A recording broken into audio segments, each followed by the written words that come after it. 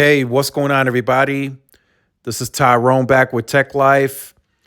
And in this video, I wanted to talk about T-Fiber. And for those of you who are new to the channel or haven't watched the previous video, of course, that was a long time ago when this came out. But T-Fiber is T-Mobile's entrance, if you will, into the fiber game.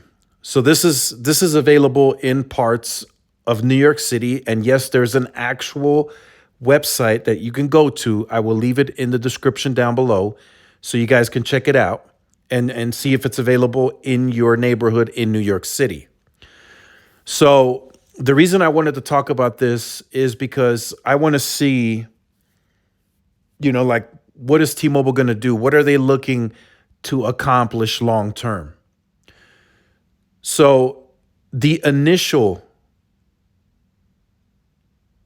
investment into this, I think, not necessarily from a money standpoint, but from time and running the numbers, they're studying this right now. They want to see what it is like to own and operate fiber. T-Mobile has never owned and operated any of its own fiber. Right? They lease it, and then upon leasing it to the cell site, they don't trench the fiber. They don't do anything with the fiber. That's all done by a third party that they pay for. Right? So they have no idea on what it takes to own and actually operate a fiber network. So I think that's what they're studying here. Right? But in this case, they're not even really owning and operating this part of the fiber because they're leasing it and reselling it in New York City. So I still think there is a learning phase to this that T-Mobile is going through. So again, this is another part of the trial and error that T-Mobile is trying to go through and work through. And recently, not too long ago, we also got, it wasn't anything official, but we got an article from Bloomberg stating that T-Mobile is looking into venturing off into fiber more aggressively. And this could be the result of T-Fiber, right? They've been running it for a while now in sort of a beta program. And I think they're liking what they're seeing in terms of fiber to the home. Now, of course, it's a bit more complicated than I'm making it sound. Of course, if they're going to do fiber to the home, they're going to need a third party to trench. They're going to have to hire contractors. They're going to have to do all of that, right? And maybe they invest through the venture. Maybe they invest enough for another company to do all of that for them, and then they just resell it again, right? That is a possibility that happens in the future. And then again, technically speaking, T-Mobile still is not an owner and an operator of fiber at that point. And they may never be. Maybe they like the leasing part of the whole thing. And maybe it is less complicated to own and actually operate your own fiber, right? Verizon is now owning and operating its own fiber. AT&T is owning and operating its own fiber. And maybe T-Mobile just, maybe they just don't want to do it. It's a very strong possibility that it is a bit more complicated to own and operate a fiber network. Maybe AT&T and Verizon have more expertise. They are more seasoned. They have more experience, so they don't mind to put in the work, the time, the grind, the investment that it takes. T-Mobile is not seasoned. Right? They don't have the expertise. This is all brand new to them. So maybe they're taking a step back and they're looking at the numbers. And of course they're talking to they're talking to other companies and other people that might have expertise in this field. And they're looking at all of that and they're seeing like, whoa, wait a minute.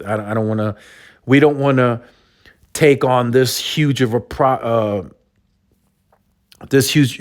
project because it's going to require this type of investment, It's going to require these types of resources, and it's going to require this amount of time for us to put in. So that's maybe something that they're looking at as well. So that's what I wanted to make this video on, to kind of give you give you guys some thoughts and get your guys' opinions as well. You know, maybe we don't want T-Mobile to own and operate a fiber network, and why don't we want that? Because maybe T-Mobile can't go all in. Maybe there's not enough money to go around for that from T-Mobile's standpoint, right? If they're not going to go 100% all in, then why do it at all, right? If they're not going to, if they're going to say, okay, guys, we're going to own and operate our fiber network to the cell site, to the home, and this is the amount of $1 billion we're going to invest in it. This is the amount of resources. This is the amount of time. Then I'm all for it, right? Let's do it. But if they're going to come on and they're going to say, we're going to do a little bit here, we're going to do some ventures there, we're going to put 2 to 3 billion, then I'm going to be like, you know what? Just don't do it at all. Right? And maybe I'm not looking at the bigger picture. Maybe this is going to require it to do it in separate little parts. That is a possibility, right? But as it stands financially, if you look at the margins, the net income, and I'm not talking about 5 years from now, I'm talking about right now, looking at margins, looking at free cash flow, looking at CapEx, looking at the OpEx too. You got to look at the OpEx now as well, because that comes into play. T-Mobile is just financially not stable enough to undertake all these types of projects. They can't do the rural build out, then still have to fund demand for fixed wireless access. And that includes the router, because they subsidize that cost too. You got to think about that. And then still talk about, having a productive millimeter wave build for fixed wireless access, which is going to require dark fiber. It's going to require BBU units as well. And then, of course, it's going to require a radio and a panel to be put up on the site or the macro. And that's going to require a tower climb as well, which is going to cost money. So that's, speaking from that perspective, I'm not concerned about this, because this could fall apart at any day, right? T-Mobile could literally come out and say, you know what, we looked over the numbers again. We spoke with some consulting firms, and we're not going to do it. It's just going to fall apart. Kind of like how they did T-Vision, right? They went big at first, big hoopla, big hype, T-Vision this, T-Vision that. Everyone got it. We used it, and then it just went away. They said, we're not going to do it. We took a look at the contracts. We took a look at the numbers, and it doesn't make sense for us. And then they just said, here's YouTube TV, here's Philo for a discount, and they moved on from that.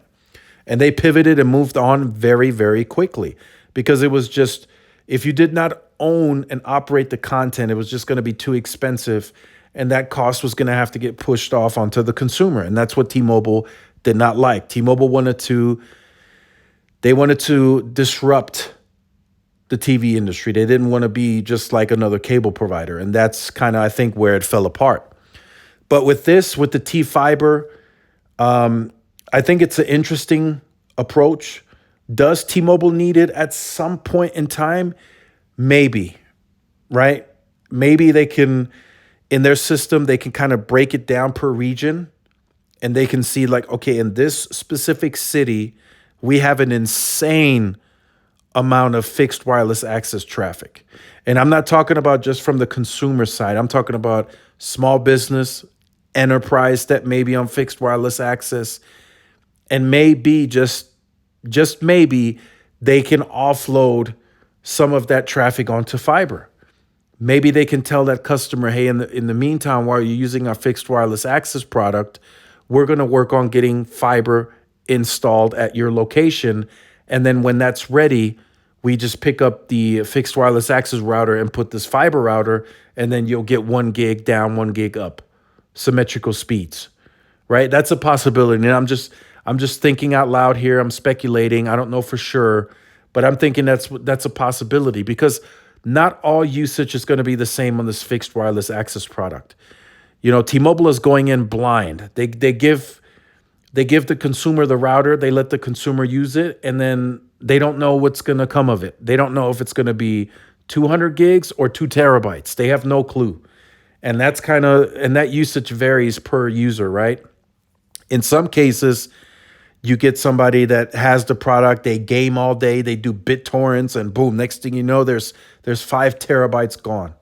But then there might be a user that only uses 200 gigs. So that's kind of the ups and the downs with the fixed wireless access product. And maybe to retain those customers, you might have to think about fiber to the home. And maybe from a financial standpoint, the fiber to the home makes more sense. Once you do the actual install, even if it's from a reseller or whatnot, that install is set. That's it, right? There's nothing else needed, right? With fixed wireless access, you're potentially stuck having to continuously invest capex to keep up the network capacity so the fixed wireless access users can have a great experience, so you don't risk the churn going up. So just take all of that into consideration as I close out this video.